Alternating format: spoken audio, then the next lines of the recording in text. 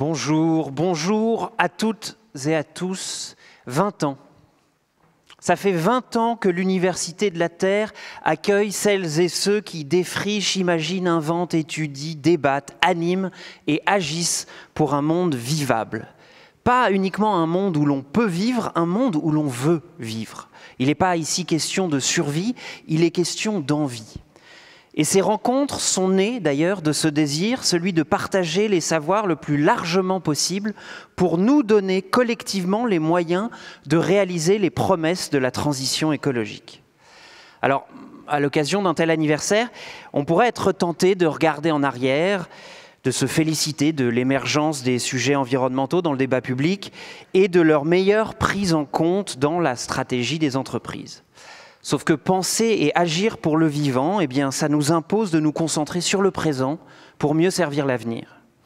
Et force est de constater que nous sommes aujourd'hui dans un contexte politique, économique, culturel, où les espoirs de faire bifurquer notre système semblent un peu s'éloigner.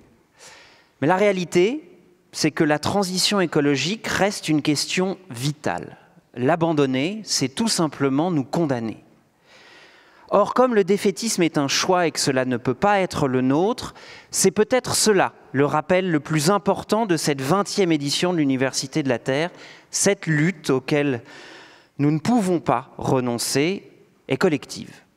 Alors bien sûr, tout au long de ces 2 journées, vous pourrez participer à plus de 60 sessions. Il y a plus de 260 intervenants et intervenantes issus de tous les horizons, la recherche, l'entreprise, l'associatif, l'art. Mais au-delà de toutes ces fantastiques rencontres, de tous ces débats que vous allez pouvoir avoir, il peut se jouer tout de suite, là, maintenant, quelque chose d'important. Prenez 10 secondes pour regarder autour de vous. Votre voisin, votre voisine, quelqu'un que vous connaissez, peut-être quelqu'un que vous ne connaissez pas. Enfin, pas encore. Dans cette salle, en ce moment même, il y a des gens, peut-être votre voisin ou votre voisine, qui sont, comme vous, frappés par le moment historique que nous vivons.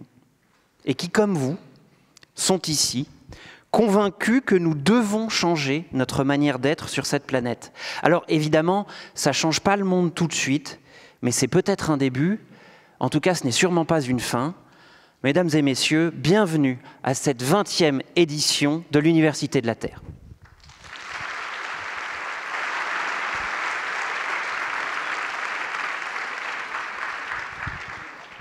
Aucune de ces éditions n'aurait pu se dérouler sans le soutien de tous les partenaires, qu'ils soient ici tous remerciés. Parmi tous ces partenaires, il y en a un qui est très particulier. Au fil des années, l'Université de la Terre a noué un lien particulier avec l'UNESCO qui l'accueille une fois de plus. Aussi, pour ouvrir cette édition d'anniversaire, je vous demande d'accueillir le directeur général adjoint de l'UNESCO, M. Xing Chu.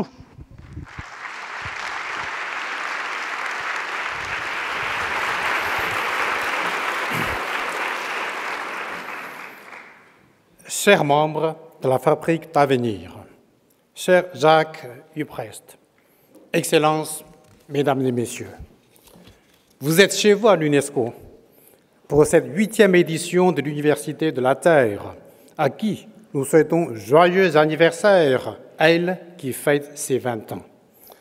Je remercie la Fabrique d'Avenir, ONG coordinatrice d'événements dédiés à la nature et aux vivants, et tous ceux qui ont permis l'organisation de cet événement.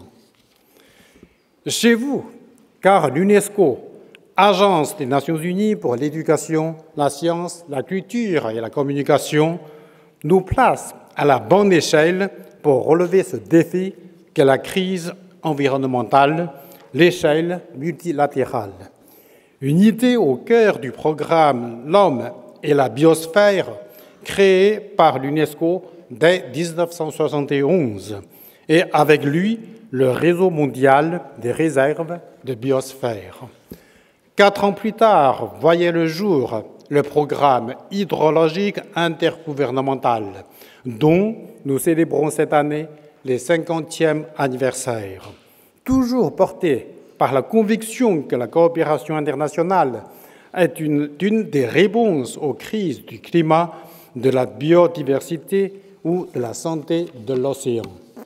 L'UNESCO veut aussi toujours mieux éclairer l'action par la science, la renforcer toujours davantage chez les décideurs et la société civile, la conscience de l'urgence environnementale. En cela également, notre organisation est motrice vers un changement de paradigme anthropologique.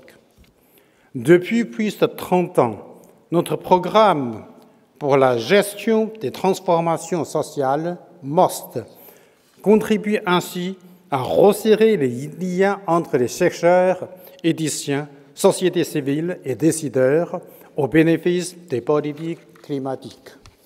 L'UNESCO est aussi un lieu privilégié pour les dialogues transdisciplinaires, celui dont nous avons besoin pour engager l'humanité sur la voie d'une transformation en profondeur de ses modes de vie. La présente université en est la preuve, tout comme les nombreux penseurs et protecteurs du vivant qui, tels l'ethnologue Margaret Mead en 1971, le chef traditionnel Mundia Kebanka en 2022 ou la primatologue Jeanne Goodale en 2024 se seront succédés à la tribune de l'UNESCO pour faire résonner mondialement leur plaidoyer en faveur d'un nouveau rapport au vivant.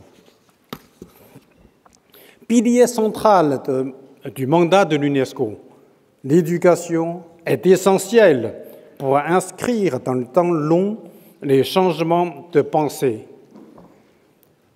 de comportement et même de sensibilité que les sciences mettent au jour et que l'urgence écologique appelle. L'UNESCO a créé en 2022 le partenariat pour une éducation verte qui fédère 95 États et près de 1600 organisations pour placer l'éducation à l'environnement au cœur des stratégies climatiques nationales. Publié la même année, notre guide pour intégrer les enjeux environnementaux dans les programmes scolaires ou notre référentiel normatif Green School Quality Standard, dévoilé en 2024 sur l'adaptation du bâti scolaire au dérèglement climatique, sont déjà utilisés par près de 80 000 écoles dans 85 pays. Dans cette mobilisation planétaire pour relever le défi écologique, l'UNESCO reconnaît les peuples autochtones, leur culture, leur savoir comme des alliés du premier rang. Notre étude sur les connaissances traditionnelles liées aux feux de forêt sur le plateau des Guyanes, couvrant le Guyana, le Suriname et le Venezuela, ou celle à venir à propos de l'utilisation de ces savoirs sur les sites de l'UNESCO, vise à répertorier, faire connaître et diffuser ces savoirs élaborés au sein d'écosystèmes fragiles et par là riches d'enseignements. Les 1223 sites du patrimoine mondial, les 759 réserves de biosphère ou les 213 géoparcs, soit en tout 6% de la surface terrestre, l'équivalent de celle de la Chine, sont autant de lieux où les sciences et savoirs conjuguent leurs efforts pour préserver, mieux connaître et mieux faire connaître la biodiversité, l'environnement, ainsi que toutes les traditions qui les protègent. Je souhaite plein succès à cette 8e édition de l'Université de la Terre. Puisse-t-elle contribuer à cette responsabilité que le défi environnemental dévoile. comme le déclare le philosophe sénégalais Souleymane Bachir Diakhné. Il s'agit enfin d'habiter la terre ensemble, c'est-à-dire pour l'humanité de veiller sur le vivant. Je vous remercie.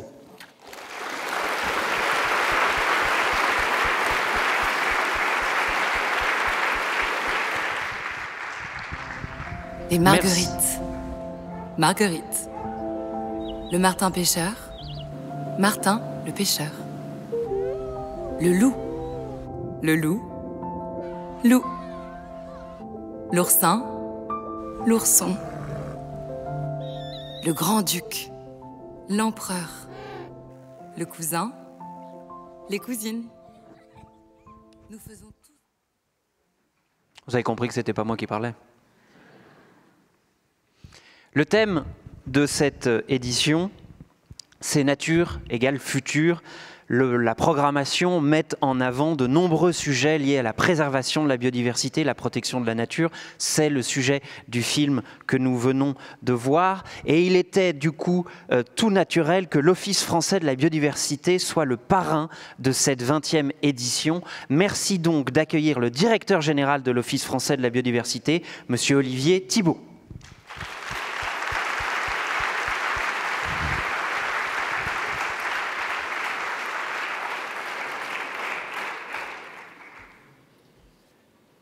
Bonjour à tous.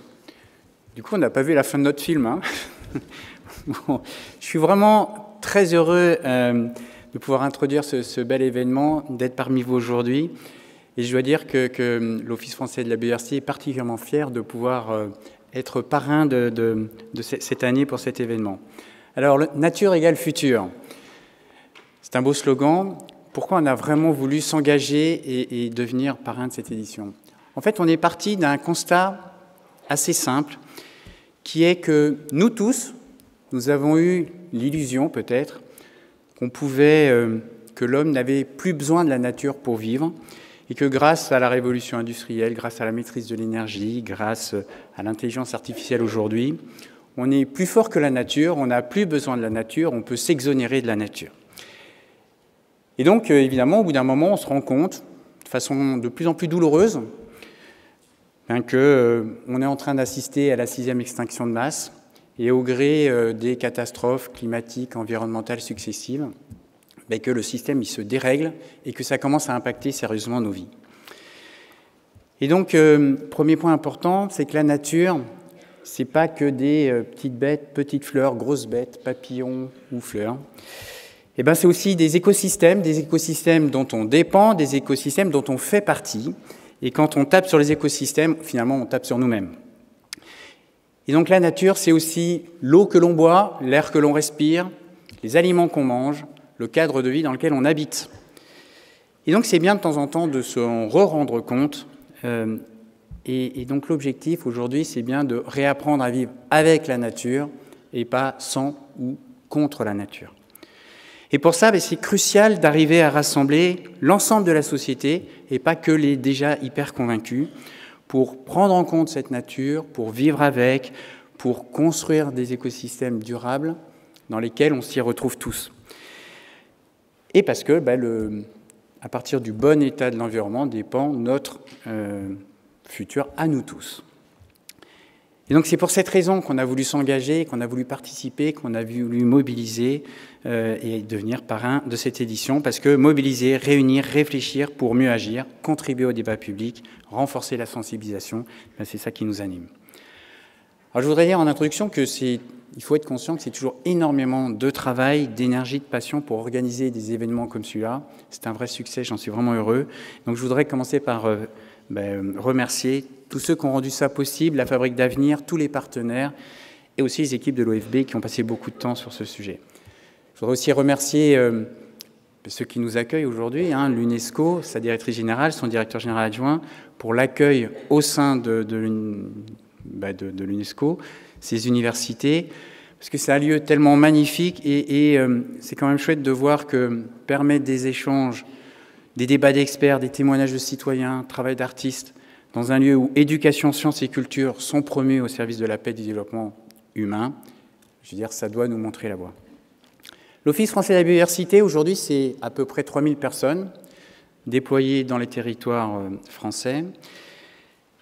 Et on s'est articulé autour de 3 grands axes: la connaissance, l'accompagnement, la protection. Alors dans les médias, on parle surtout de la protection de la police de l'environnement en ce moment, mais je voudrais insister sur les 2 autres missions, connaissance et accompagnement aujourd'hui. La connaissance, c'est le socle. C'est ce sur quoi on doit s'appuyer pour prendre nos décisions. Parce qu'il faut être conscient qu'on n'arrive à protéger que ce qu'on connaît vraiment, et il faut savoir ce dont on parle.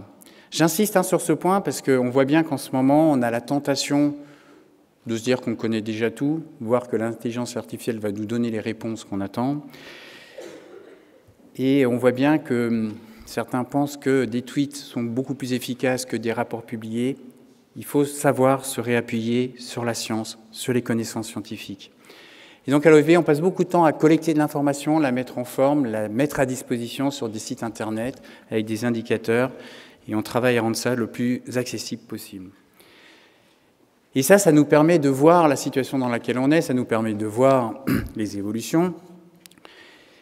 Et je peux vous donner des milliards d'exemples, je vais vous en donner un pour montrer qu'il est temps de faire bouger les choses. J'ai parlé tout à l'heure d'eau potable.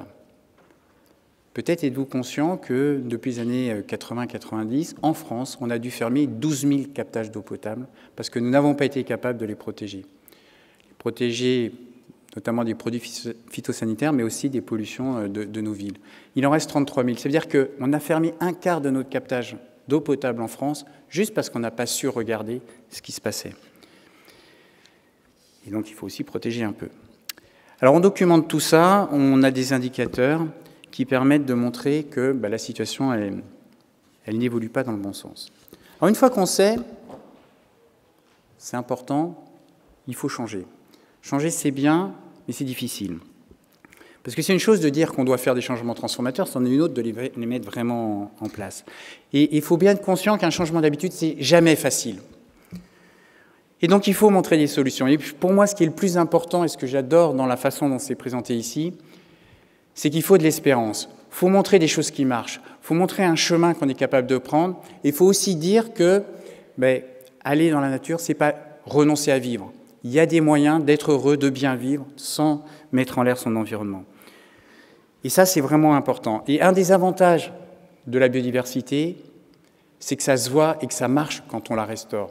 Vous prenez même un tout petit territoire, vous enlevez les pressions, vous le restaurez en quelques mois, quelques semaines, quelques années, vous avez des impacts tangibles, visibles. C'est ancré dans les territoires, ça se prouve. Et donc, il n'y a pas de fatalité, et donc il faut en parler, il faut montrer l'exemple. Et donc, c'est à ça que servent nos missions d'accompagnement. On s'est organisé pour faire des choses à différents niveaux. J'ai vu plein de jeunes à l'entrée, donc on a des outils pour les jeunes, alors pour les jeunes et puis un peu moins jeunes, avec notamment les aires éducatives. Les aires éducatives, c'est des petits bouts de territoire proches des écoles, un morceau de rivière, une plage, une forêt, un parc. Et on va mettre les jeunes dessus et on va les faire gérer ce petit territoire, regarder comment on restaure, comment on enlève les déchets, qu'est-ce qu'il faut faire pour le restaurer, l'argent que ça coûte, parce qu'il faut aussi se confronter à la vraie vie. On en a déjà plus de 1500 en France, on veut développer. Pour les collectivités, on a des atlas biodiversité communale. Ça permet de faire des diagnostics, de se rendre compte de toute la nature qu'on a partout, y compris en ville. Et derrière, une fois qu'on connaît, on en est fier, on a envie de le valoriser, on fait un aménagement du territoire différent. Pour les entreprises, on a des entreprises engagées pour la nature. C'est des diagnostics actions. On regarde l'impact dans les deux sens et on fait des programmes d'action. L'IPBES nous a montré le chemin. L'IPBES nous dit que les changements transformateurs, c'est possible. Il est possible d'agir. Par contre, ça suppose la mobilisation de tout le monde. Donc je salue le choix qui est fait ici, dans cette conférence, donner la parole à un grand nombre d'initiatives très différentes. L'entreprise, le monde de la mer, la gastronomie, la mobilité, l'aménagement du territoire, l'agriculture, la philosophie. Il ne faut pas opposer tous ces acteurs. Il faut les faire travailler ensemble, il faut trouver des solutions communes. Et des solutions existent et nous devons offrir à nos concitoyens des exemples qui marchent. L'enjeu, c'est aussi de repenser la relation humain-non humain. Il faut arrêter de séparer l'humain du non-humain. Il faut comprendre qu'on ne peut pas penser séparément et que tout ça, ça forme un tout, qu'il ne faut pas sacraliser la nature, il faut remettre le vivant, tout le vivant, au centre de nos réflexions. Et ça, c'est d'autant plus important qu'il faut aussi se rendre compte et accepter le fait que nos sociétés sont de plus en plus urbaines, un peu déconnectées de la nature, qu'on a tous un peu tendance à fantasmer la nature. Et on le voit bien, quand on retrouve dans la nature, on redécouvre qu'il y a du bruit, du son, des odeurs, et que ce n'est pas toujours ce qu'on a imaginé. On montre aussi, les médecins nous montrent les effets négatifs en termes de santé physique et mentale quand on se casse complètement de la nature. Aujourd'hui, en France, on a un indicateur qui me parle, moi. Tous, on habite en moyenne à environ 16-17 km d'un espace naturel. C'est à la fois très peu et beaucoup. Il faut qu'on travaille là-dessus pour apprendre à se reconnecter à la nature. Donc vous le voyez, toutes les sphères de nos sociétés, tous les âges sont concernés. Et si on a envie de léguer un environnement vivable à nos enfants, on doit tous ensemble travailler dessus. Donc je me réjouis vraiment de participer à la réflexion qui va maintenant s'engager. Merci à tous pour votre présence. J'espère que les échanges soit vous conforteront dans vos actions, soit vous pousseront à agir. En tout cas, merci et bons travaux.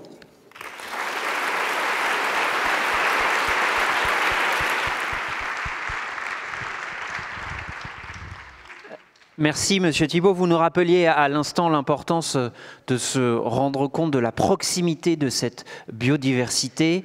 Il y a un très joli film, effectivement, qui le montre, que j'ai interrompu d'une manière que l'on pourrait qualifier de assez peu élégante. Et donc, pour me faire pardonner, je vous propose un deuxième visionnage. L'occasion pour vous de voir la fin. J'ai senti que le suspense vous tenait tout à l'heure. Voici donc ce film sur l'importance de la biodiversité et le film de l'Office français de la biodiversité. Et Marguerite. Marguerite. Le martin pêcheur. Martin le pêcheur. Le loup. Le loup. Loup. L'oursin. L'ourson. Le grand-duc. L'empereur. Le cousin. Les cousines. Nous faisons tous partie d'une grande famille, celle du vivant, aujourd'hui menacée par nos modes de vie. Pour la protéger, chacun a un rôle à jouer. Trouvez le vôtre sur ofb.gouv.fr.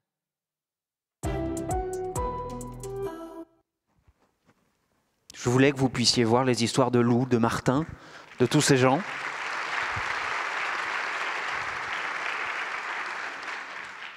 Et ce film illustre finalement extrêmement bien la thématique des 2 jours, cette équation extrêmement simple.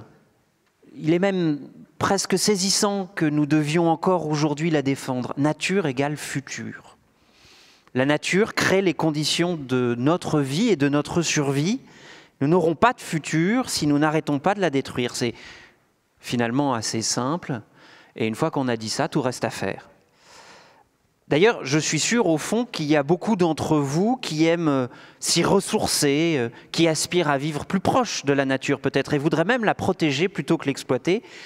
La difficulté, c'est qu'en fait, cette manière même de considérer la nature porte en elle une contradiction fondamentale, nous coince dans un rapport entre protéger et exploiter, une forme d'ambivalence dont nous ne pouvons pas apparemment sortir. Et nous avons un autre problème, nos vies, nos imaginaires, nos ressentis sont très éloignés de la nature. Voici 2 questions que j'ai empruntées à l'un des livres de M. Morisot. La première question que je veux vous poser, c'est « Vos rêves sont-ils riches en vivants ?» Réfléchissez une seconde. Les 2-3 rêves dont vous vous souvenez encore à peu près, est-ce qu'il y a des animaux, des arbres, des rivières, des paysages, ou est-ce qu'il y a au fond que des gens? Alors, vous ne me ferez pas dire que les gens ne font pas partie du vivant. Reste que nos rêves sont assez pauvres en vivant. Autre expérience, sauriez-vous reconnaître 10 logos de marques de boissons si je vous en présentais? Je ne ferai pas ça puisque je ne ferai pas de pub, mais vous connaissez sûrement 10 marques de boissons, là, comme ça. Même je peux peut-être vous demander 10 marques de bière, vous les connaîtriez aussi. Et maintenant, si je vous présentais 10 feuilles d'arbres, est-ce que vous sauriez les reconnaître et les différencier? Je vois des oui, parce qu'évidemment, nous sommes à l'Université de la Terre, et donc il y a des gens qui me regardent en disant « Bah ouais, bien sûr !» Alors, tant mieux, mais je crains que si vous demandez par exemple à toute une classe de jeunes enfants, eh bien 10 feuilles d'arbre, ce ne sera pas évident pour eux. Or, si nous voulons que notre futur soit vivable, c'est notre lien et notre rapport à la nature qu'il va nous falloir transformer pour revivifier nos liens au vivant. Voici donc la cofondatrice du Centre d'études et d'expertise dédié au déploiement du biomimétisme en France. Ça s'appelle le CIBIOS. Voici Madame Kalina Raskin.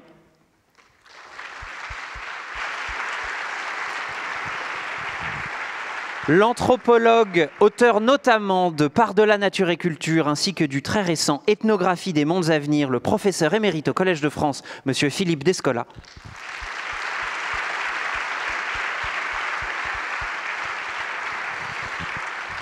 Et le maître de conférences en philosophie à l'université Aix-Marseille, l'auteur entre autres de Raviver les braises du vivant et de Rendre l'eau à la terre avec Suzanne Husky, Monsieur Baptiste Morisot.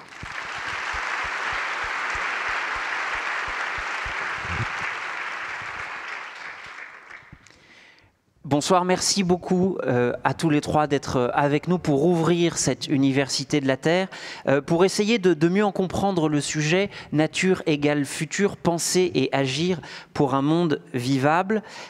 Monsieur Descola, je voudrais commencer avec vous. Une grande partie de vos travaux porte sur la manière dont les sociétés humaines vivent et conçoivent leur environnement naturel. Vos recherches vous ont permis de décrire notre société occidentale comme une société d'ailleurs naturaliste. Est-ce que vous pourriez, s'il vous plaît, nous expliquer ce qui caractérise notre rapport à la nature pour que vous l'appeliez de cette manière-là, et au fond, pour nous éclairer sur l'impasse, paradoxalement, qu'il peut y avoir dans ce nature égale futur?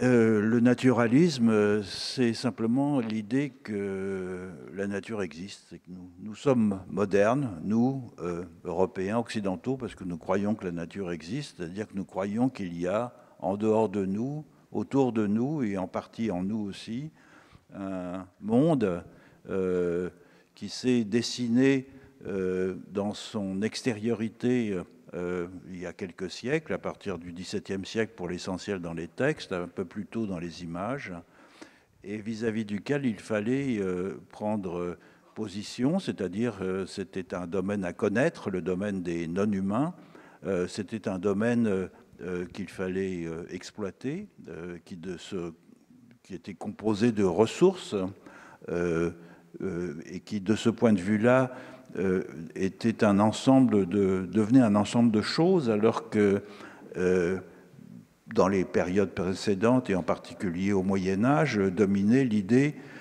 d'une hiérarchie d'êtres ayant des qualités distinctes, organisées depuis l'échelon supérieur, c'est-à-dire Dieu, jusqu'aux créatures les plus humbles, au sein desquelles les humains ne constituaient pas un ensemble très différencié par rapport aux anges, par rapport aux vermisseaux, par rapport aux chênes, par rapport aux prêtres, par rapport aux seigneurs, etc., etc.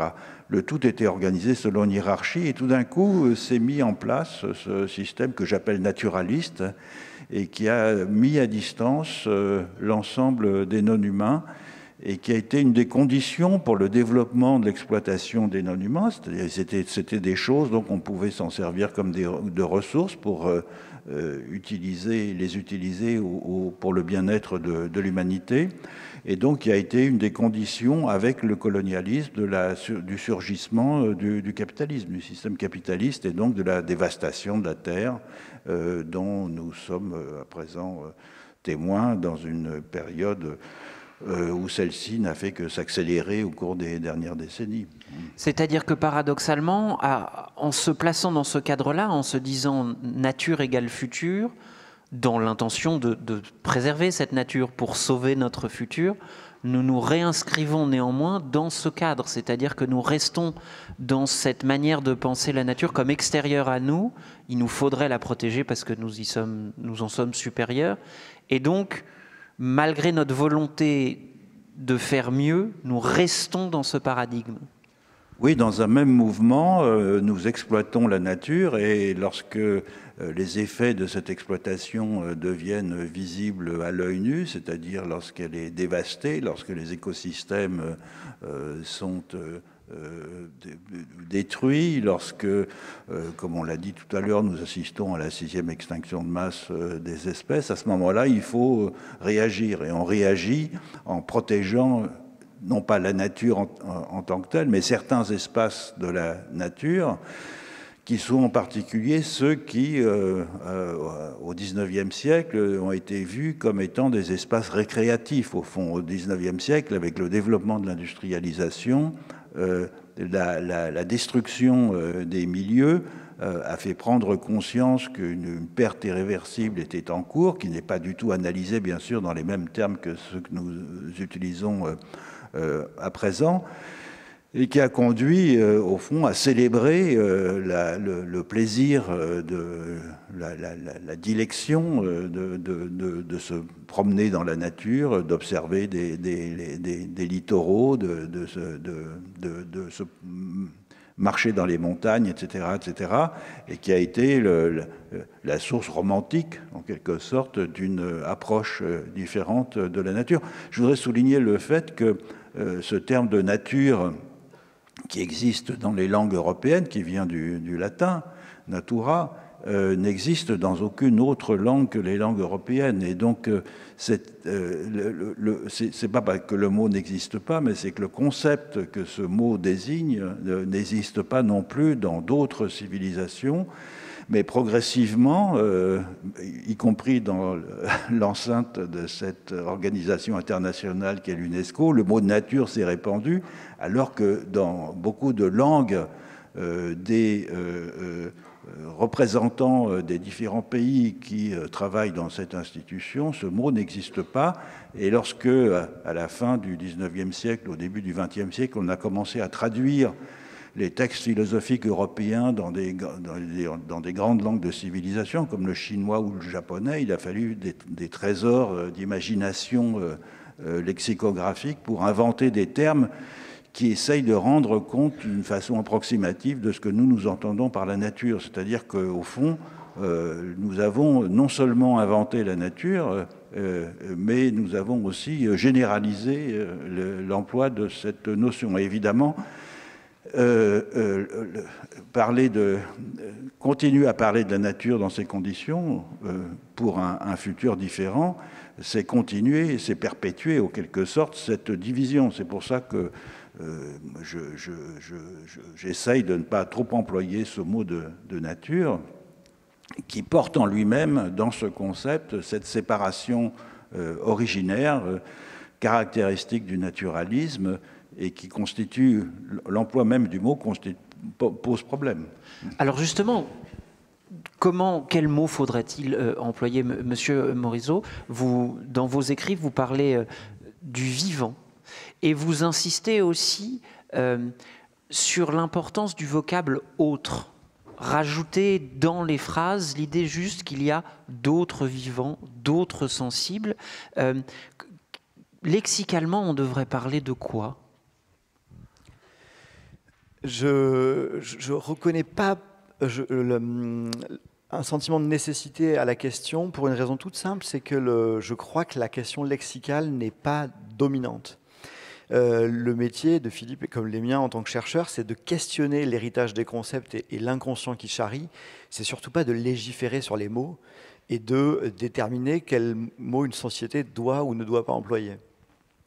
Ce qui est important, c'est de comprendre que le concept de nature charrie un inconscient dualiste et des effets d'objectivation, mais c'est intéressant de voir qu'il se retravaille de l'intérieur, et quand l'OFB fait un film qui présente l'ancienne nature comme de la famille, on voit bien en fait qu'il y a des basculements qui se font et qui vont dans la bonne direction. Quand j'utilise le mot vivant, c'est surtout pas de manière substitutive, et c'est surtout pas pour dire, c'est pas dans le même sorte de geste de prise de pouvoir sur le langage par lequel on dit qu'on peut pas parler de nains, mais qu'il faut parler de personnes de petite taille. Il faut se souvenir et faire très attention qu'aujourd'hui, il y a un pan de la réaction, de la contre-révolution conservatrice qui a à voir avec le fait qu'avec le langage pointu, on fait violence, et on fait violence à la manière dont les gens parlent. Nature, c'est aussi un mot qui a une grande vitalité, une grande ancienneté. Si on arrive à le faire muter de l'intérieur, il n'y a pas de raison de ne pas garder une grande diversité de mots. Pourquoi conceptuellement c'est intéressant de rajouter dans le registre, et c'est ce qui se fait aujourd'hui d'ailleurs, on le voit bien, hein, comment les gens basculent de biodiversité, biosphère, vivant, milieu vivant, nature. Pourquoi c'est intéressant de rajouter le mot vivant? Parce que c'est l'un des rares concepts ou métaconcepts qui spontanément déploie une carte non dualiste. Dans laquelle, et d'ailleurs, vous l'avez dit vous-même, dans vos rêves, est-ce qu'il y a des vivants? Il y a des animaux, mais finalement il y a des humains, mais les humains sont des vivants. C'est l'avantage grammatical de vivant, c'est qu'on est obligé de se mettre avec le reste, et on est obligé de s'engager dans cette parenté alienne, ce rapport de parents et d'aliens. Donc à mon sens, la question, c'est pas de prendre le pouvoir sur le langage, de déterminer quoi dire, c'est de continuer à enrichir la conscience collective concernant l'inconscient des mots et les effets que ça a sur les économies politiques qui sont les nôtres. Et donc je ne professerai pas quel mot utiliser, je dirais c'est plutôt de la vivification de l'intelligence collective qui est en jeu que de faire la police des mots. Il y a aussi, vous nous le rappeliez à l'instant, l'importance d'oublier cette dualité, de la faire revivre de l'intérieur. Il y a aussi une autre dualité qu'il faudrait pouvoir évacuer, qui est celle, au fond, d'un retour à la nature comme d'un anti-modernisme contrit. Je reprends vos mots, c'est-à-dire en fait, on va retourner à la bonne et saine nature, qui est celle dont nous sommes éloignés et dans laquelle il faudrait se réinclure. On est bien d'accord que se reconnecter au vivant, renouer ce lien de l'intérieur, c'est aussi assumer, comme vous le dites, notre héritage naturaliste et anthropocénique. On ne va pas décréter du jour au lendemain que tout s'arrête et qu'on va vivre tous au bois de Boulogne. Non, et l'enjeu, il a à voir avec... Il y a toujours des questions d'héritage qui sont là. On est obligé d'hériter. On hérite de la dévastation du capitalisme extractiviste. On est dedans, on en est les dépositaires. Et donc, il n'y a pas de conversion globale à l'animisme du jour au lendemain qui sauverait le monde. C'est vraiment pas, à mon sens, une formulation du problème qui est intéressante. Sur cette question du dépassement du dualisme, pour moi, il faut... se poser la question de pourquoi est-ce qu'il y a une sorte de décalage clé entre, par exemple, la conscience assez claire des gens qui sont là de l'importance des enjeux. Vous ne seriez pas venu à 9h du matin ici sans conscience de l'importance des enjeux. Le consensus scientifique global, et notamment le dernier rapport de l'IPBES, le rapport Nexus, qui est vraiment clé là-dessus, l'interdépendance fondatrice entre biodiversité, les ressources en eau, la santé et l'agriculture. Et de l'autre côté, ce qu'on pourrait appeler, et ça c'est très important pour moi, si je peux vous apporter quelque chose aujourd'hui, je voudrais vous donner quelque chose qui n'est pas de moi, qui est d'un autre philosophe. C'est vraiment clé. Je voudrais que vous lisiez un livre qui vient de sortir, un livre de Jian Wei Xun, qui est un jeune philosophe hongkongais. Et à mon sens, c'est le livre de philosophie politique le plus important qui a été écrit, enfin en tout cas que j'ai lu dans les 10 dernières années. Ça s'appelle Hypnocratie. Et la thèse de ce philosophe, c'est que pour expliquer le déni à l'égard de la situation effectivement de polycrise climatique et biosphérique tragique et démocratique, il faut rendre compte du fait que nous sommes passés dans un état de transe collective, dans un état d'hypnose collective, qui est généré algorithmiquement par le monde digital et en particulier par les écrans et par la manière dont nous avons accès à l'information. Et la clé de ce concept de transcollectif, c'est que, à mon sens, c'est la seule manière d'expliquer le déni sans réactiver des formes de mépris de classe ou sans dire que c'est un problème de bêtise, sans avoir à postuler que la moitié de l'humanité qui n'est pas d'accord avec nous est dans une situation d'ignorance ou de... et ça permet de décaler l'analyse vers la question de comment est-ce que la transe est produite, comment elle triomphe, comment elle permet de faire fi de la réalité partagée par une argumentation scientifique. Et à mon sens, c'est une manière de poser le sujet qui fait avancer dans sa compréhension. Madame Raskin, ça me permet de vous poser une question à vous, et aussi à Monsieur Descola après. Lorsqu'on réfléchit dans le cadre naturaliste qui est le nôtre, celui où la nature est séparée de nous, on a tendance aussi parfois à se demander quel est le propre de l'homme. Qu'est-ce qui serait la différence finalement entre la nature et nous, qui nous permettrait de la tenir à distance. Et en me posant cette question, je me suis demandé si le propre de l'homme n'était pas justement sa capacité presque unique dans le vivant de détruire les conditions qui rendent sa vie possible. C'est-à-dire le propre de l'homme est-il cette force destructrice? Et ma vraie question est plutôt, je découvre Hypnocratie, mais comment peut-on comprendre notre capacité à organiser collectivement notre suicide à moyen terme? Bonjour, bienvenue. Bonjour, nous sommes vendredi. Il est 9h et quelques. Posons-nous cette question fondamentale. Non, pour revenir, moi, ce que je perçois de mon expérience quotidienne, j'ai la chance de pouvoir effectivement interagir avec notamment beaucoup d'acteurs du monde économique.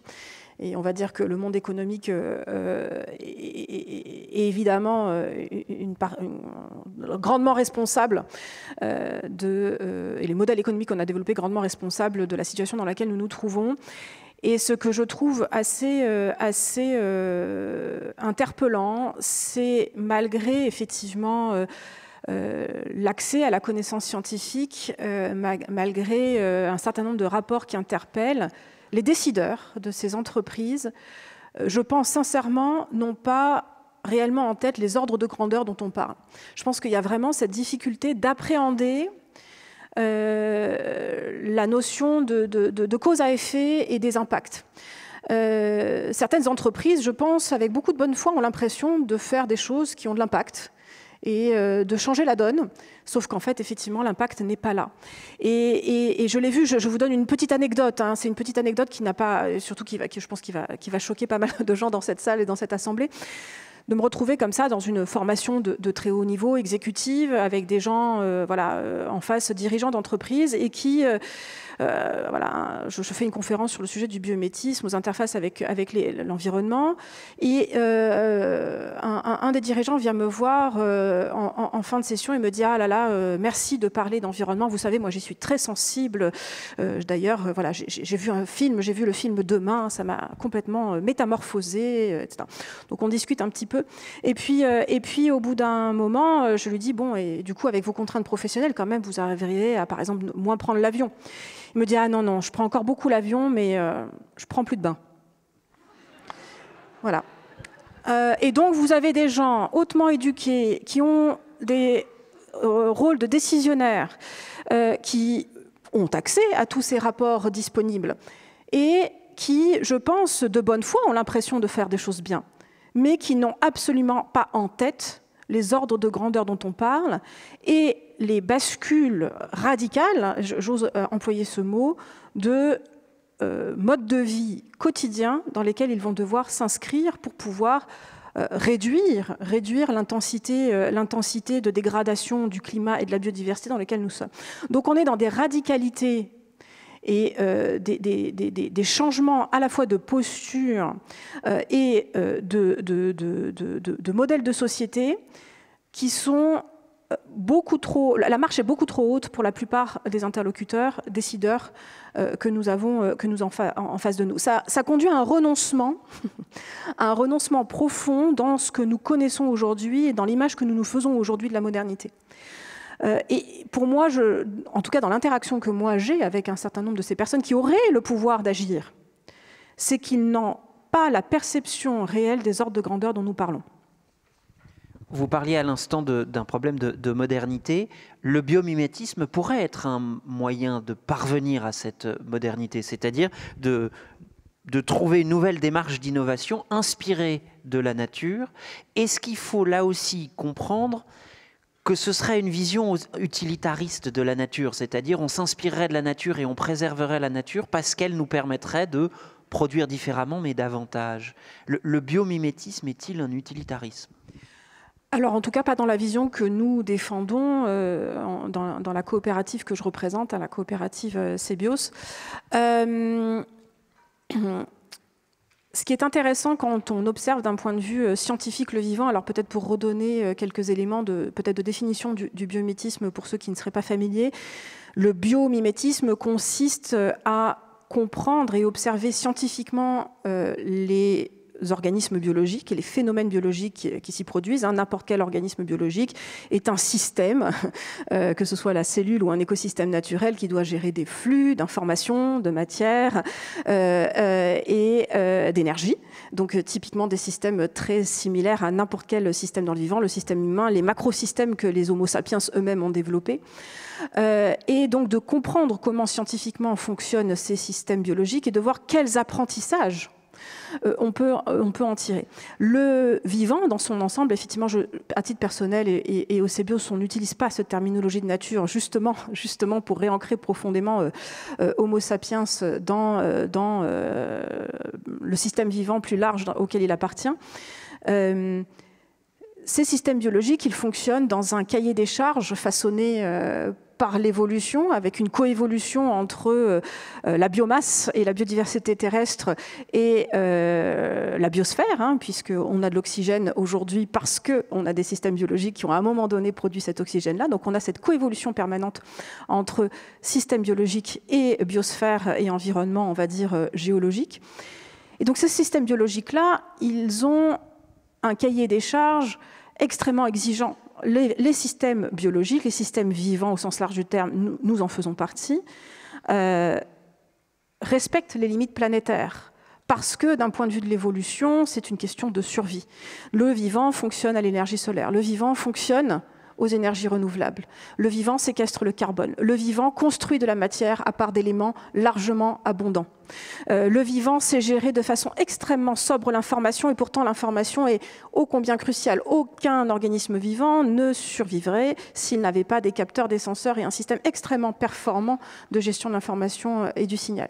Et bien tout ça, ce qui est à peu près tout ce que nous, en tant qu'Homo sapiens, essayons de faire par un certain développement technique, et qui conduit à l'impasse dans laquelle nous sommes, tout cela, le vivant sait le faire dans des conditions qui respectent les limites planétaires. Et donc, en ce sens-là, le biométisme peut être un levier de modernité parce qu'il apporte finalement une nouvelle référence de développement. On est dans un stade de développement de la société humaine où, oui, on sait qu'on a une impasse, mais on cherche quel modèle alternatif prendre. Notre posture, c'est de dire le vivant apporte justement une trajectoire qui est une trajectoire qui a fait ses preuves, qui fonctionne et effectivement dont on pourrait s'inspirer. Donc est-ce que c'est utilitariste de dire qu'on s'inspire de quelque chose qui nous fait grandir et évoluer dans la bonne direction ? Je ne pense pas. Je pense pas. Donc on est plutôt dans cette notion de l'inspiration vers un avenir qui nous semble être plus soutenable. C'est pourtant un réflexe qui nous irrigue. Peut-être avez-vous vu passer cette information il y a quelques semaines. La presse s'est félicitée qu'en République tchèque, des castors aient permis de construire des barrages sur un site naturel protégé.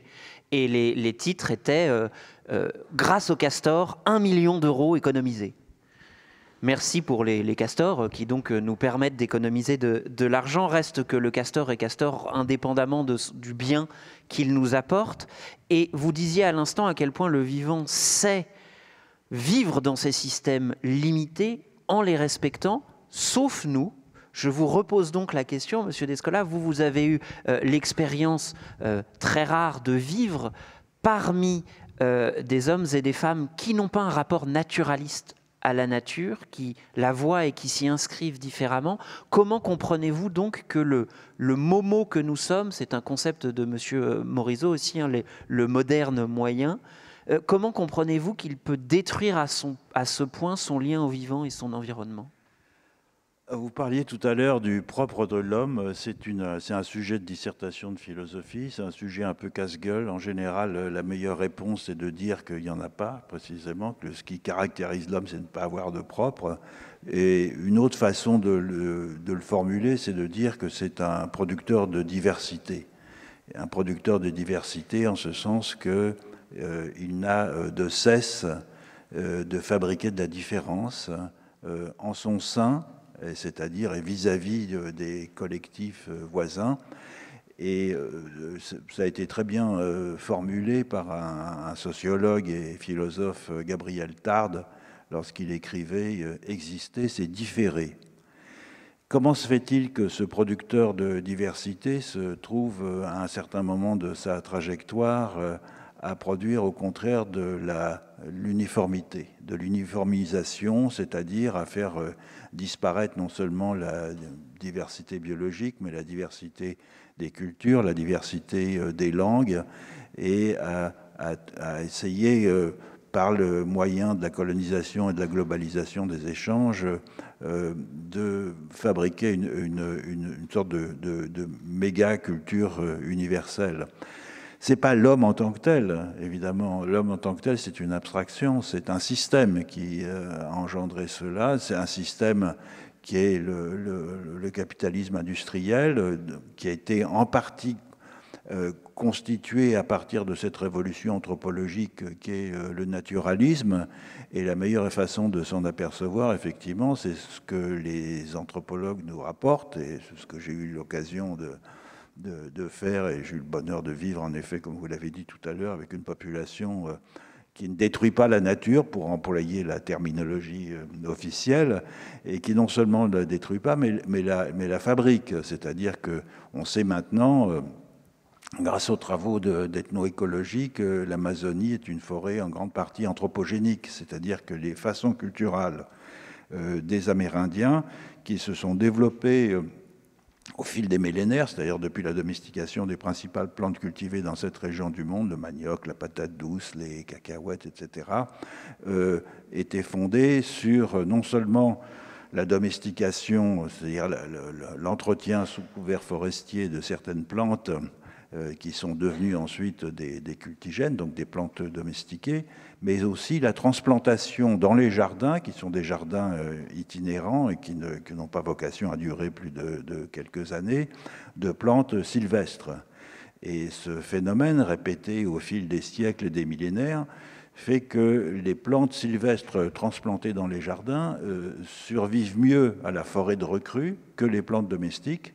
Et donc la composition floristique de l'Amazonie a été profondément transformée en ce sens que, à taux de biodiversité égal, la densité des plantes utiles aux humains est très supérieure partout où ces systèmes culturaux se sont développés, c'est-à-dire dans une grande partie de l'Amazonie. Autrement dit, l'Amazonie, c'est ni l'enfer vert, ni le poumon de la planète, c'est un macro-jardin produit par des populations autochtones. Donc effectivement, loin d'être une destruction, c'est une coévolution, si on peut dire, une co-construction d'un milieu de vie extrêmement complexe qui s'est fait au fil du temps et qui est maintenant en voie de destruction par l'exploitation intensive, c'est-à-dire la déforestation pour l'élevage extensif et pour les plantations de soja, de palme à huile, etc. Donc c'est le système qu'il faut interroger, et pas la propension ou non de l'humanité à détruire ces milieux. Pourquoi, à un certain moment, un système a-t-il commencé à entrer dans une boucle autodestructive dont nous mesurons simplement maintenant les conséquences? Essentiellement parce qu'il s'agissait, dans le cadre du naturalisme, de traiter les autres qu'humains ou les non-humains, ou en tout cas, et par cela il faut entendre à la fois le vivant, mais aussi les milieux, les lacs, les rivières, les montagnes, etc., comme des ressources, c'est-à-dire comme des objets capables de nous enrichir, de produire, de les transformer en marchandises et de produire du bien-être pour l'humanité. Ce mouvement qui s'est enclenché, bien sûr, il y a eu des transformations profondes des milieux au fil du temps et l'utilisation de ressources minières en Extrême-Orient, dans les Andes, partout, bien avant le développement du capitalisme. Mais le fait de transformer en marchandises ces non-humains nous a lancé au fond sur une pente qui rend très très difficile la sortie de ce système. Une sortie possible, c'est alors tout à l'heure Baptiste parlait d'un retour à l'animisme, je crois qu'effectivement c'est illusoire, mais il y a une possibilité, c'est de considérer les conditions qui ont permis le surgissement de ce système capitaliste et donc la désubjectivation des autres qu'humains, c'est-à-dire leur transformation en choses inanimées, le désenchantement du monde, comme selon la formule classique, et en choses et en marchandises. Essayer de lutter contre ça, ça serait par exemple de resubjectiver les autres qu'humains. Comment resubjectiver les autres qu'humains? Alors ça peut se faire à l'échelle individuelle, c'est-à-dire essayer de forger un lien personnel et fondé sur la connaissance. Vous parliez tout à l'heure de l'expérience des 10 feuilles d'arbre, avec les non-humains qui nous sont plus ou moins familiers, avec les oiseaux, apprendre à identifier leur chant et leur plumage. Mais c'est aussi une voie que je trouve intéressante et qui est en train de se développer, transformer des milieux de vie en sujets de droit. Alors c'est ce qu'on appelle en général les droits de la nature. C'est un domaine très très vaste, mais au sein duquel il y a effectivement la volonté de protéger des espèces, en particulier animales, des conditions d'élevage et de mise à mort indignes qui sont celles réservées dans l'élevage industriel à l'heure actuelle. Mais il y a aussi, peut-être je trouve de façon plus intéressante, ces expériences qui ont été menées dans différentes régions du monde. Je pense en particulier à la Nouvelle-Zélande, où l'on a donné une personnalité juridique à une rivière, la rivière Wanganui, suite à des demandes, des pressions des populations maoris qui vivaient sur ces rives, et qui transforme complètement, au fond, le rapport des humains au milieu dans lequel ils vivent, c'est-à-dire au lieu d'être des espaces à approprier, à transformer, et qu'il faut mettre en valeur pour le bien-être des humains, ces milieux de vie deviennent des sujets qui accueillent les humains en leur sein et qui, d'une certaine façon, sont propriétaires d'eux-mêmes et donnent aux humains une place, j'allais dire presque subalterne, en tout cas, pas comme des sujets omnipotents, capables de transformer, de bouleverser les équilibres biologiques au sein de ces milieux, mais qui doivent se couler à l'intérieur de ce système. Donc c'est une grande révolution juridique néanmoins, mais qui a des effets, je pense, très importants. Et la formule qu'on a souvent citée des zadistes de Notre-Dame-des-Landes qui disent nous ne défendons pas la nature, nous sommes la nature qui se défend. C'est un usage productif du terme de nature, justement, comme le soulignait tout à l'heure Baptiste, mais c'est aussi cette idée que, au fond, c'est un milieu lui-même qui se défend par l'intermédiaire de certains membres du collectif qu'ils forment conjointement, humains et non humains, parce que ces membres du collectif ont la capacité de se défendre. Le triton marbré que l'on cherche à protéger sur la ZAD n'a pas les moyens de stopper les bulldozers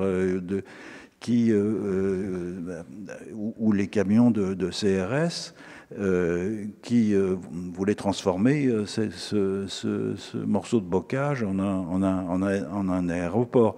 En revanche, les humains qui font partie de ce collectif ont cette capacité. Et ça, ce sont des mouvements que l'on observe tout autour de la Terre. Ces mouvements touchent aux institutions, aux mécanismes collectifs avec lesquels nous nous organisons. Madame Raskin, est-ce qu'on pourrait là aussi s'inspirer de la nature, on va utiliser donc ce terme, et du vivant? Après tout, le biomimétisme peut-il s'appliquer à d'autres choses que de l'innovation technologique ou technique, en mode d'organisation, en mode politique, dans une manière de s'inclure mieux avec le vivant, inspiré par le vivant? Alors effectivement, le biomimétisme, quelque part souffre de cette image qui est plutôt une image historique très liée aux techniques et au développement de l'innovation voilà, technologique, produits, composants de systèmes.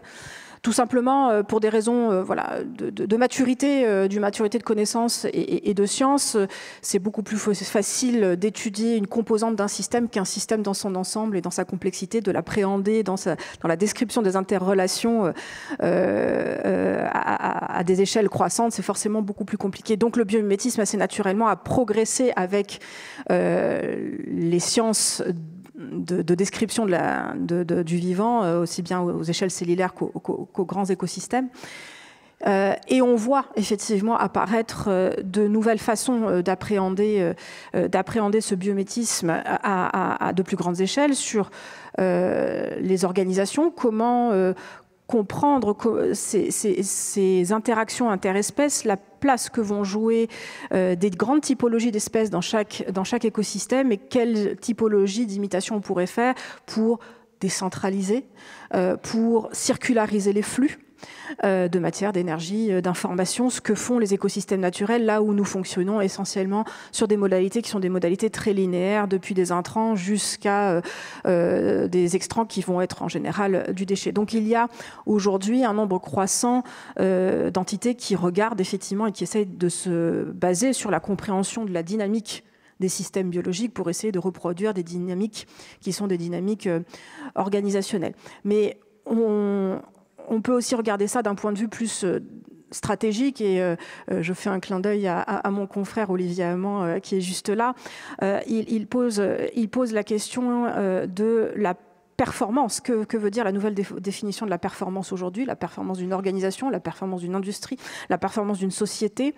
Là où, si on analyse les systèmes biologiques, l'évolution a plutôt sélectionné ce qui va être adaptable, robuste.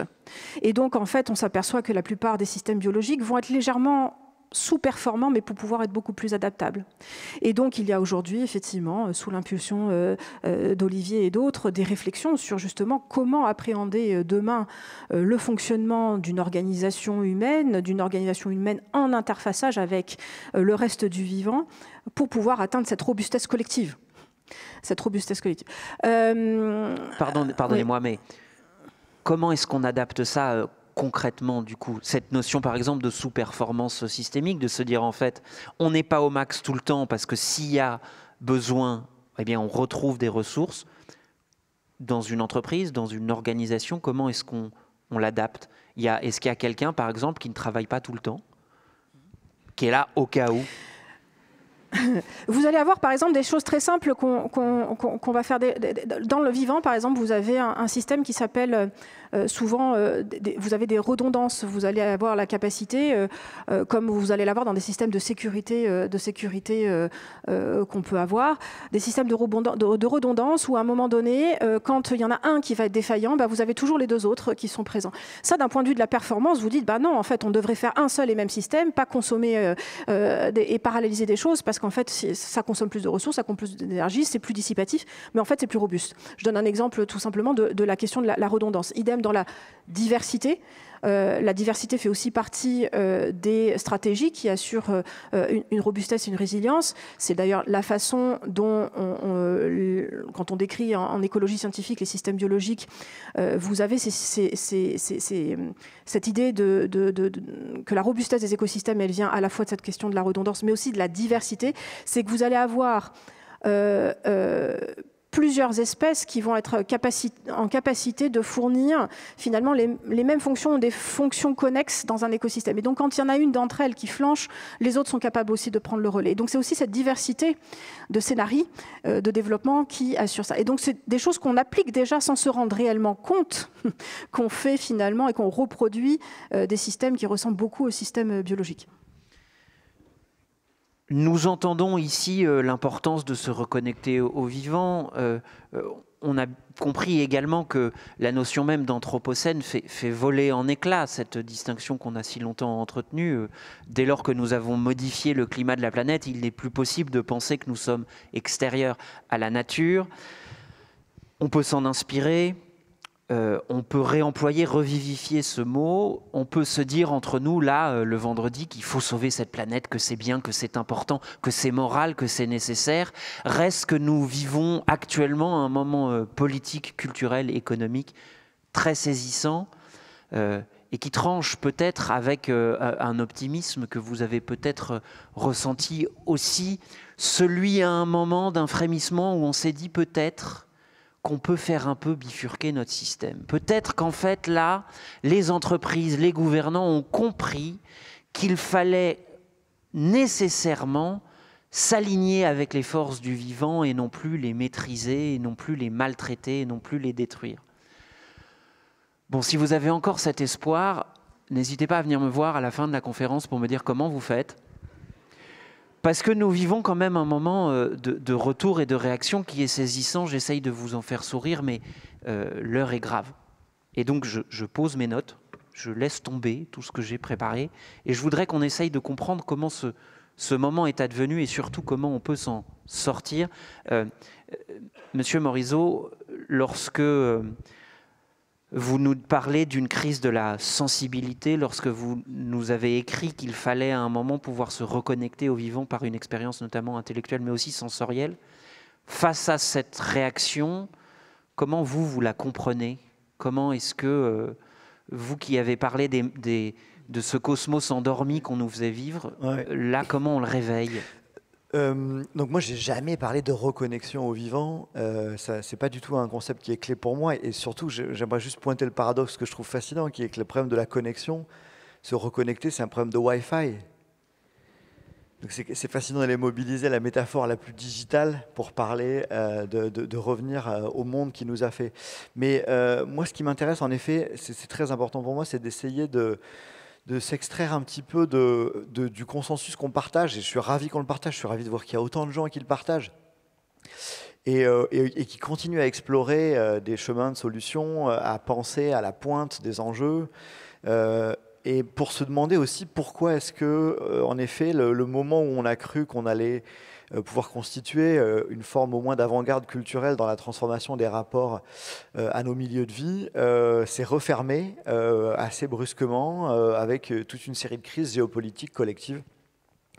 Le Covid, l'Ukraine, Gaza, qu'on connaît, des phénomènes très complexes.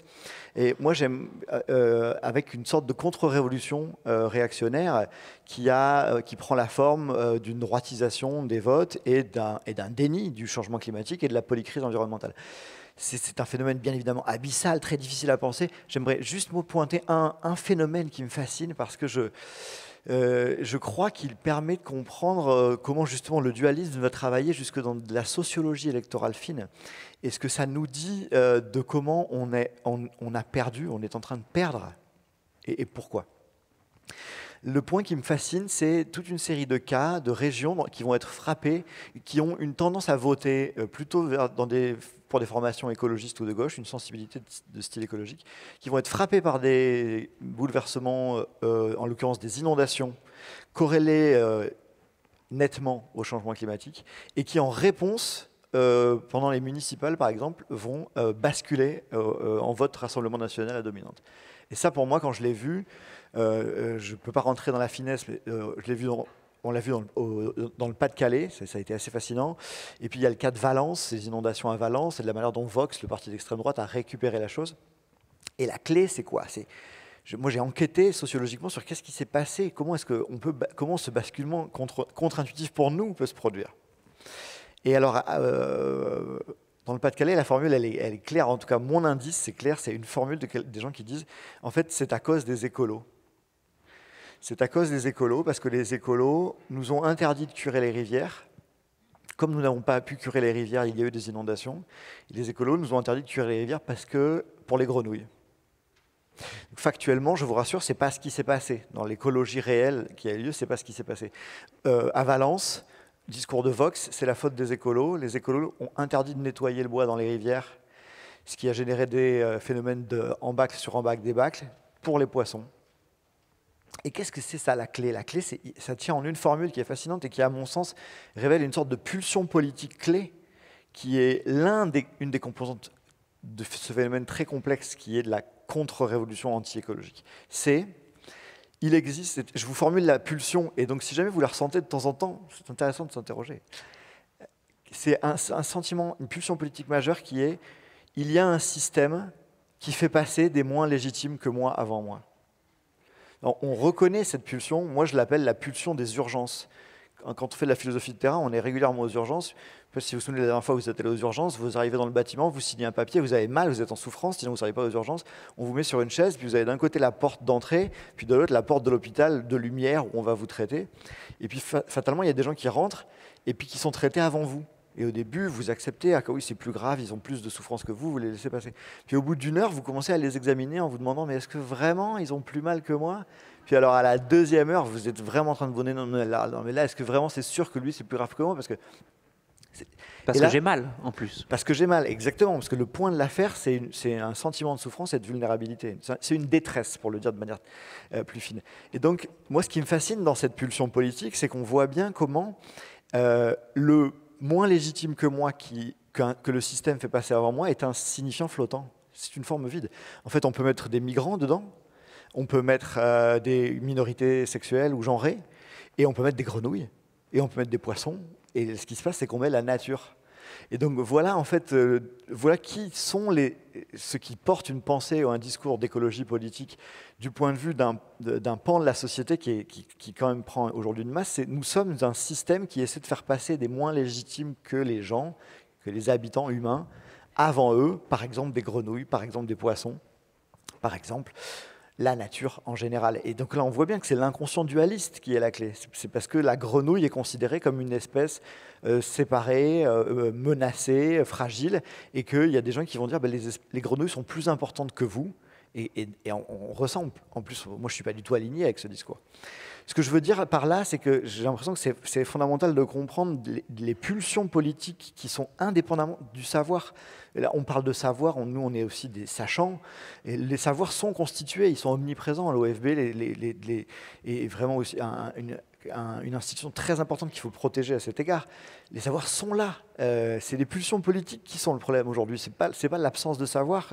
On n'est plus dans le monde des Lumières où l'enjeu c'est de dépasser l'obscurantisme en expliquant aux gens, et quand ils auront bien compris la vérité scientifique. Et moi, ma question c'est, et je n'ai pas la réponse, vous voulez tout de suite, c'est quelle est la pulsion politique alternative et contradictoire qu'on peut mettre en face de la pulsion des urgences, à savoir il y a un système qui veut faire passer des moins légitimes que moi avant moi. Il y en a juste une, moi, qui m'anime. Elle n'est pas à la hauteur, je vous le dis tout de suite, mais pour moi, c'est ce que dit Philippe quand il parle de ces formes de milieux de vie dans lesquels il y a des alliances. Moi, j'ai le sentiment que on hérite d'une écologie de l'excédent. L'écologie de l'excédent du XXe siècle, c'est le capitalisme va générer des excédents de capitaux et on va l'utiliser pour générer de l'abondance matérielle. Le surplus, on va l'utiliser pour protéger des confettis de nature. Le problème de l'écologie de l'excédent, c'est la malédiction mathématique. C'est que par définition, il faut que le système détruise pour qu'on ait un excédent pour protéger. Et moi, ce qui me fascine, c'est qu'aujourd'hui, avec l'intensité des bouleversements climatiques qui arrivent et l'intensité de leur violence, c'est que c'est la vulnérabilité et la détresse qui va caractériser les sociétés humaines. Et dans la vulnérabilité et dans la détresse, une pulsion politique qui n'est pas anodine, c'est se chercher des alliés. C'est se chercher des alliés pour naviguer la tempête de manière moins solitaire et moins tragique. Et c'est ça, et ces alliés, en fait, et c'est ça aussi que dit d'une certaine manière le biomimétisme, c'est que la vie autour de nous façonne constamment l'habitabilité de la Terre et qu'elle façonne aussi la robustesse de nos milieux. C'est les pollinisateurs qui façonnent la robustesse de l'agriculture. Sans une diversité, une abondance de pollinisateurs, il n'y a pas d'agriculture tenable. Et donc je me demande comment vivifier une pulsion politique qui est dans la détresse et dans la tempête, se chercher des alliés qui amplifient la vie et les défendre dans des formes d'alliance entre des humains et des non-humains contre une économie extractiviste qui continue à croire que l'illimitation est possible. Et moi, j'ai plus de notes, donc à partir du moment, vous faites ce que vous voulez là.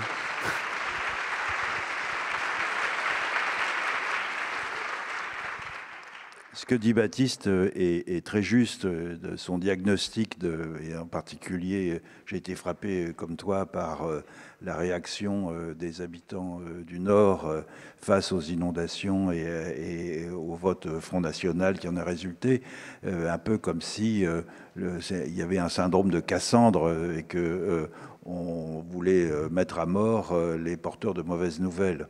Mais je pense qu'il y a quelque chose à ajouter, qui est le fait que cette contre-révolution conservatrice dont on observe les effets à une échelle extraordinaire aux États-Unis en ce moment, vient de ce que ces mouvements ont parfaitement perçu le danger qu'il y avait dans l'écologie politique au sens large, c'est-à-dire que le problème de l'Anthropocène, c'est pas l'Homo sapiens en tant que tel, qui est, même si ça peut être intéressant de nommer une nouvelle période géologique pour faire manifester l'importance de l'action humaine dans la transformation du climat. Je préfère, moi, parler de capitalocène que d'anthropocène. Et donc, le mouvement réactionnaire international qui veut amplifier la dévastation de la planète a très bien perçu que la dimension d'anthropologie politique avait un côté révolutionnaire, justement, c'est-à-dire qu'il s'agissait non pas simplement de faire des demi-mesures pour faciliter la transition écologique, mais mettre fin au système lui-même qui dévastait la planète, c'est-à-dire au capitalisme. Et donc, je pense que de part et d'autre, chacun sait qui est l'ennemi. C'est très facile maintenant de savoir qui est l'ennemi. Et le fait qu'on nous ait, nous, identifiés comme étant l'ennemi, montre qu'il y a une lucidité politique dans le mouvement réactionnaire contre l'écologique politique, qui a très bien perçu le danger que des systèmes alternatifs pour habiter la Terre portaient comme capacité de détruire le capitalisme.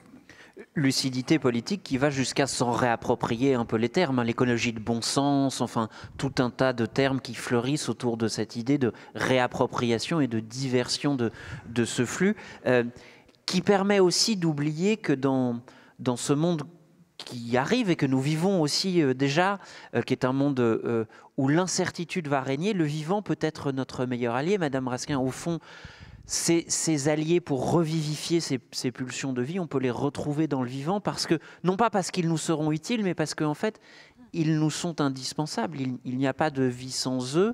Le capitalocène et l'anthropocène sont des périodes que nous ne maîtriserons pas, ou en tout cas où l'illusion de notre maîtrise va disparaître. Vous parliez des inondations, les catastrophes climatiques vont se multiplier. Pour pouvoir y être plus adaptés, plus résilients, nous n'avons de toute manière pas d'autre choix que de faire surtout avec, pour et plus proche du vivant. Oui, et je vais juste rebondir. Effectivement, je ne peux qu'être alignée avec l'analyse de mes voisins sur la période que nous vivons. Je me permets de réitérer quand même ce que je disais tout à l'heure sur la notion des ordres de grandeur.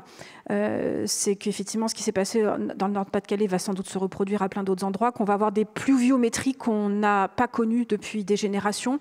Et donc, on va être face à des phénomènes qui, en termes d'ordre de grandeur, sont des ordres de grandeur que les générations contemporaines n'auront pas connus. Et donc, en fait, ils ne savent pas réagir, tout simplement parce qu'ils n'ont jamais été confrontés à ce genre de réaction. Et donc, on cherche un bouc émissaire. Voilà, ceux qui luttent contre le modèle, ceux qui défendent les autres vivants, sont des boucs émissaires par rapport à un ordre de grandeur que je pense on n'est pas capable, une fois de plus, d'appréhender, en tout cas dans des échelles d'espace et de temps qui, pour un cerveau humain, est compliqué à appréhender. Hein. On commence seulement à voir maintenant des phénomènes qui affectent là, maintenant, aujourd'hui, notre quotidien, alors que ça fait évidemment des décennies qu'on sonne l'alarme.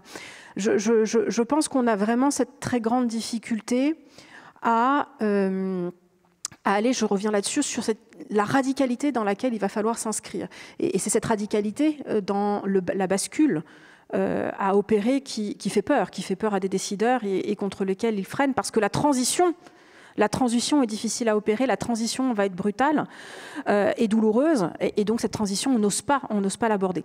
Pour revenir sur la question du vivant, vous vouliez réagir ? Ah non, voilà. Je vous ai vu bouger, donc je croyais que vous vouliez réagir. Sur la notion de vivant et de biométisme, j'en reviens à je sais, des thématiques qui sont chères à mes voisins. Ce que je trouve intéressant dans l'approche du biomimétisme, en tout cas, c'est l'expérience que moi-même j'ai vécue et c'est l'expérience que je vois partagée par d'autres quand on échange sur le sujet du biomimétisme. C'est sa capacité à cette approche-là et cette vision-là du vivant de réconcilier les polarités à la fois rationnelles, intellectuelles et sensibles. Lorsque, avec mon regard scientifique, j'observe un phénomène biologique, j'ai la chance, depuis maintenant 3 ans, de vivre en zone rurale et donc d'être baignée de nature, là, de pouvoir m'émerveiller profondément sur l'éveil du printemps, et de regarder avec le regard de l'ingénieur pourquoi ce papillon citron, il est capable de se réveiller alors qu'il fait encore froid et que tous ses congénères ne sont pas capables de le faire, parce qu'en fait, il a un antigel. Comment fait le pic et pêche pour taper plus de 10 fois par seconde sans se bousiller le crâne? Et quand, en fait, on regarde le vivant avec ce regard et de l'ingénieur, et en tout cas ce regard scientifique de comprendre mais comment fait finalement le vivant pour arriver à faire tout ce qu'il fait, et qu'on redécouvre cette sophistication incroyable permise par 4 milliards d'années d'évolution. En tout cas pour moi, ça a éveillé une profonde sensibilité, un profond émerveillement. Et je pense qu'il a cette force de pouvoir allier rationalité et sensibilité, émerveillement, émotionnalité. Donc je pense que c'est ça qu'il faut qu'on aille chercher dans notre capacité à ne plus être dans cette polarité. Ah non, il y a les rationnels d'un côté qui réfléchissent, qui sont pragmatiques, et puis les sensibles de l'autre, et puis inversement. Oui. Oui, je partage bien évidemment moi ces expériences quotidiennes et l'émotion spécifique qu'elles génèrent. Et en même temps, ce qui est toujours ambigu dans cette affaire, c'est que ça a été évoqué tout à l'heure, c'est qu'il y a une sorte de, il n'y a pas une démocratie, il n'y a pas un égalitarisme dans l'accès. Ni au milieu vivant, ni au savoir, ce qui ne change rien à la pertinence de l'argument.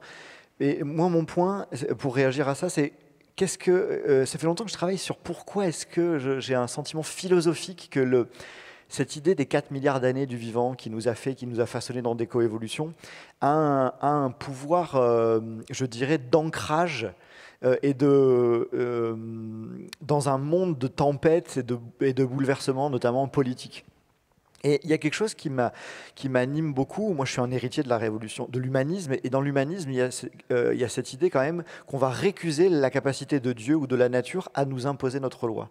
C'est la définition de la démocratie humaniste. Comme nous humains, nous donnons à nous-mêmes notre loi, nous refusons de la recevoir d'une entité supérieure transcendante. Et c'est l'une des raisons pour lesquelles la nature aussi, il faut se souvenir de ça, la nature majuscule a été récusée en tant qu'entité transcendante qui nous imposait nos lois. C'est ce qu'on voit encore dans la formule contre-nature. Quand on parle de sexualité contre-nature, on réactive ce genre d'idée. Ce qui me fascine dans le vivant, dans l'aventure de la vie sur Terre depuis 4 milliards d'années, c'est que, et dans les millions d'années par lesquelles elle a irrigué nos corps, là, ma voix, ma langue, qui est un héritage qui a 500 millions d'années, 360 millions d'années qui sort de l'eau, mon squelette qui a été façonné par l'activité des forêts animales marines qui ont oxygéné les océans au moment de la révolution du Cambrien, qui a permis à la vie d'explorer des squelettes qui fait qu'on tient tous debout là. Toute cette histoire-là, pour moi, ce qu'elle a de puissant, c'est qu'elle donne un sentiment d'un plus grand que nous qui ne nous domine pas. En fait, l'humanisme a dit on refuse tout plus grand que nous parce qu'il nous domine. Et nous n'admirerons que le génie humain dans sa puissance de critique, d'élaboration, d'aménagement du monde. Et donc, ce faisant, on a récusé la transcendance normative, mais on a aussi perdu l'idée qu'il y a du plus grand que nous. Moi, ce qui m'émeut dans l'idée de vivant, c'est que c'est un plus grand que moi qui ne me domine pas. Il ne me dit pas quoi faire, il ne donne pas de normes dans les formes sociales existées, mais pourtant, il constitue, il donne des millions d'années qui nous ancrent. Et pour moi, cette appartenance à quelque chose qui est plus grand que moi dans l'espace et dans le temps, c'est aussi une manière de dire, OK, il y a quelque chose qui est là, qui est plus grand que nous, qui est plus ancien que nous, qui est plus créatif que nous, et ce faisant qui mérite d'être défendu, et qui permet de se souvenir, enfin c'est des échelles de temps profond qui permettent aussi de se dire, ok, la folie contemporaine mérite qu'on engage notre énergie pour défendre ce qui mérite d'être défendu, mais en nous souvenant en fait que ce monde est vieux, que ce monde est beau, et que ce monde a de la puissance, de robustesse dans sa capacité à traverser les crises. Et donc, c'est aussi une certaine manière de penser comment le vivant peut nous inspirer, mais cette fois-ci, pour faire face à la polarisation politique que tu décris. Et ça, je voudrais dire juste un dernier mot là-dessus. Oui, finalement, l'avantage de cette affaire et de Trump et de la folie dans laquelle on est, c'est que la polarisation est claire, en fait, maintenant. Politiquement, les lignes sont claires, les adversaires politiques sont clairs. Et donc, on est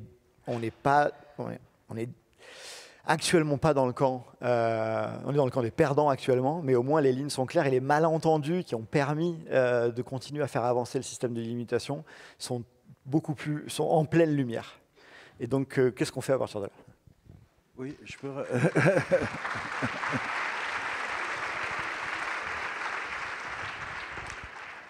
Je peux rajouter quelque chose sur la question de la transcendance, au fond. On a remplacé progressivement la transcendance divine par la transcendance de la nature, et puis ensuite on a détrôné la transcendance de la nature, et je partage avec toi ce sentiment de bonheur face à l'immanence d'une très longue histoire naturelle à l'intérieur duquel l'histoire humaine s'inscrit. Mais on a continué à fabriquer de la transcendance, et la transcendance de la société, par exemple, c'est l'idée que c'est un ensemble qui est supérieur et extérieur aux éléments qui la composent, qui est en partie le fait d'une tradition des sciences sociales. La transcendance de l'économie, bien sûr, it's the economy stupid, c'est véritablement le fait que c'est l'argument auquel on ne peut pas répondre. Hein. Il y a des lois inflexibles de l'économie qui font que certaines choses sont possibles et d'autres sont impossibles. Et même un être supérieur, on dit le marché. Oui. Le marché veut que... Les lois du marché, etc. Et donc, ce sentiment d'immanence que tu évoquais tout à l'heure doit être cultivé comme un moyen de lutter contre cette production constante d'entités transcendantales qui empêche, au fond, de se ressaisir pour chacun d'entre nous de notre destinée, à la fois individuelle et collective. Madame Raskin, il y a le combat politique, il y a le combat culturel, il y a cette relation personnelle qu'on peut développer à la nature. Dans la dimension économique que prend aussi ce combat, comment est-ce qu'on touche ces entreprises? Je crains qu'il soit difficile de trouver beaucoup d'entreprises partenaires si on leur dit, bon écoutez, en fait, l'Anthropocène est un capitalocène, ce que je ne dispute pas, hein, mais je crois que les entreprises seront un peu moins partantes à l'idée d'organiser elles-mêmes la cessation de leurs activités. Par quel biais vous touchez-vous les entreprises pour leur dire, écoutez, en fait,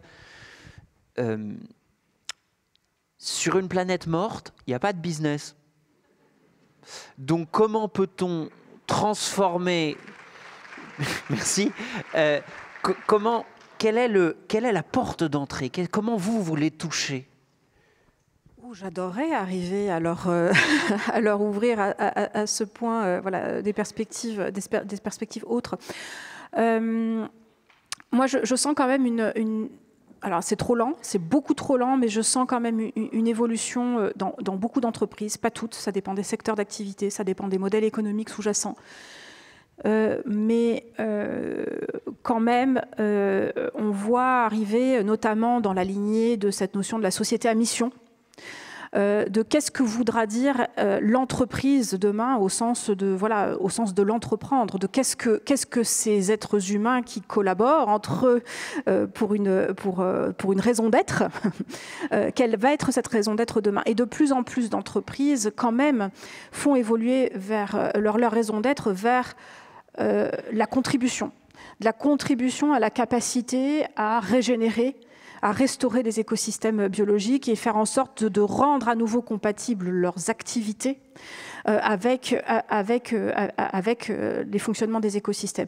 C'est très long, c'est très long, c'est très challengeant pour elles parce que ça veut dire potentiellement des révolutions complètes dans leur business model, ça veut dire passer à des économies de biens, à des économies de services par exemple, ça veut dire des changements radicaux de métier. Donc on a à la fois effectivement la contrainte des limites planétaires qui commence à s'imposer à elles de façon drastique. Vous ajoutez à ça de nouvelles pressions qui sont les pressions liées à l'intelligence artificielle qui révolutionnent complètement leur métier. Vous avez des entreprises aujourd'hui qui ont beaucoup de mal à se réinventer. Mais moi, je perçois quand même nettement une évolution. Cebios, là, on fête nos 10 ans. Il y a 10 ans, les entreprises, quand elles abordaient le sujet du biométisme, ne cherchaient que de la performance technique sur du produit. Je veux juste que mon produit soit beaucoup plus performant pour faire la fonction pour laquelle je l'attends. Aujourd'hui, le biométisme est perçu, alors je parle juste de biométisme pour parler de ce que je connais bien, comme une façon de repenser l'interaction de l'entreprise en tant qu'organisation, capable d'influer sur son environnement, mais de façon positive et restaurative. C'est tout le mouvement, alors qui aujourd'hui prend plein de teintes et un peu fourre-tout du régénératif. Et donc, comment l'entreprise demain, après avoir été pendant des décennies la cause du problème, devient aussi acteur et contributeur d'une restauration des écosystèmes. Et moi, j'ai vraiment vu une mutation progressive, même si le chemin va être encore très long. Nous vivons, et nous l'avons, vous l'avez éclairé à ce moment-là, un moment qui pèse sur nos espoirs, qui pèse aussi sur nos vies, qui pèse sur le vivant. En conclusion, pourrais-je vous demander à chacune et à chacun un signe d'élan? Vous nous disiez tout à l'heure à quel point il est utile et parfois régénérant de se remémorer la longue histoire naturelle à laquelle nous appartenons. Juste là, parce que quand on va sortir de cette salle où nous sommes tous et toutes là convaincus de l'importance de préserver et de lutter pour le vivant, je ne sais pas quelle dinguerie a déclaré Donald Trump entre-temps, je ne sais pas quel tweet idiot Elon Musk a balancé dans un état étrange du matin. Bref, une forme de, non pas de bouclier, mais de ressort face à cette réaction mortifère que nous vivons. Un truc où vous vous dites, bon, ok, là, c'est rude, mais quand même, à la fin, l'arc de l'histoire est long, mais il se tend vers la justice. Oui, alors je sais, je vous ai lancé tout à l'heure en disant pourquoi le moyen moderne se suicide le matin. Et je vous demande pourquoi on n'est pas forcé de se suicider le soir. L'encadrement est rude, mais vous voyez l'idée, quoi. Voilà. Non, mais je vais enfoncer probablement une porte ouverte et parler de quelque chose qui sans doute touchera chacun d'entre nous. Je pense notamment aux enfants et à la question du lien à cultiver avec les enfants qui vont avec nous devoir faire face à ce qui vient. Moi, je suis fascinée de voir la curiosité et l'appétence naturelle que vont avoir des enfants pour les systèmes vivants qui les entourent. Et c'est quelque chose qui est étouffé, et je pense que c'est universel, et c'est quelque chose qui est étouffé progressivement par une éducation qui aujourd'hui nous déconnecte des sciences du vivant et de la terre, qui n'est pas encouragée du tout dans les cursus. Donc, mon espoir, il est dans le fait que, intrinsèquement, je pense que si on cultive ça, on aura cette capacité très forte à créer cette conscience de notre lien avec le vivant par l'émerveillement que je constate chez les enfants. Monsieur Descola, même chose. Et Et relativement brièvement, si vous me le permettez.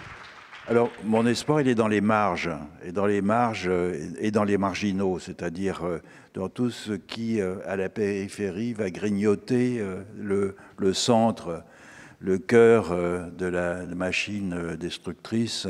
Et quand je parle des marges, je pense par exemple en Europe aux territoires alternatifs, je pense aux ZAD par exemple, et quand je pense aux marges, je pense à la façon dont les populations autochtones, qui sont les premières exposées, comme on le sait, on a assassiné des centaines de militants autochtones protecteurs de leur territoire et défenseurs de l'écologie au cours des 10 dernières années. Ils sont au cœur d'une façon, non pas de se perpétuer éternellement de la même façon, mais de faire face aux menaces de l'industrie extractive, de la colonisation de leurs terres, etc., en inventant des formes adaptées au présent de conceptualisation des collectifs, du rapport au territoire, des choses comme ça. Et ça a l'air marginal, ça a l'air folklorique, mais en réalité, ces mouvements, dans bien des régions du monde, exercent un poids important sur les politiques nationales. Et je pense donc et pour chacun d'entre nous, aller à la ZAD de Notre-Dame-des-Landes, par exemple, eh bien, c'est très porteur d'espoir aussi. Souvenez-vous la prochaine fois que vous entendrez quelqu'un dire zadiste que c'est un compliment. Oui, deux petites choses. La première, le passé est long. Nous sommes une espèce ancienne. Nous avons, sous notre forme moderne, au moins 315 000 ans. Nous avons traversé des choses, des cataclysmes improbables. Il y a entre 70 et 80 000 ans, des super explosions volcaniques ont généré des hivers, une forme d'hiver qui a duré 1000 ans. Et nous sommes là aujourd'hui. Donc, ce temps profond du vivant est déjà une manière d'arrêter de paniquer. Et la deuxième chose, c'est, je voudrais un signe, c'est un clin d'œil. C'est quand même pas anodin qu'à l'UNESCO, par les universités de la Terre, avec un directeur de l'OFB, soient invités deux coprésidents de l'Association pour la défense des terres, c'est-à-dire les soulèvements de la terre. Et ça, c'est pas anodin, que l'UNESCO soit les soulèvements de la terre. Et c'est pas anodin des alliances aussi qui se jouent là, parce que j'ai l'impression qu'on est quand même massivement alignés. Donc merci à l'UNESCO d'être les soulèvements de la terre.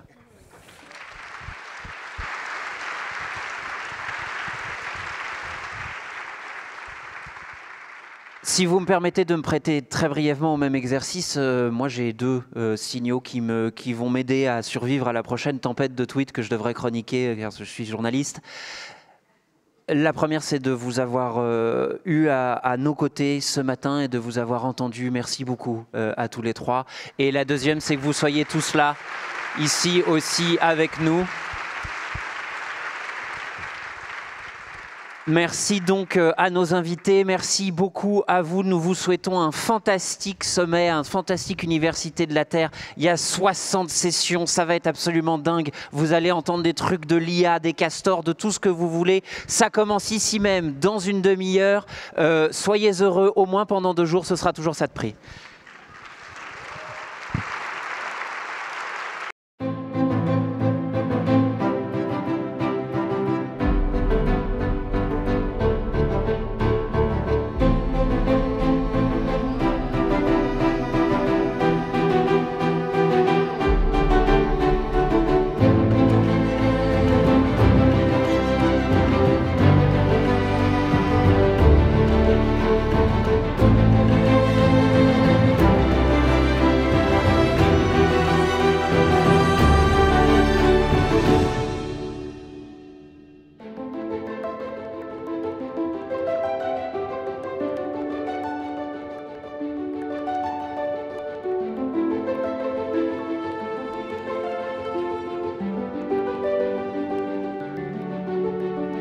Thank you.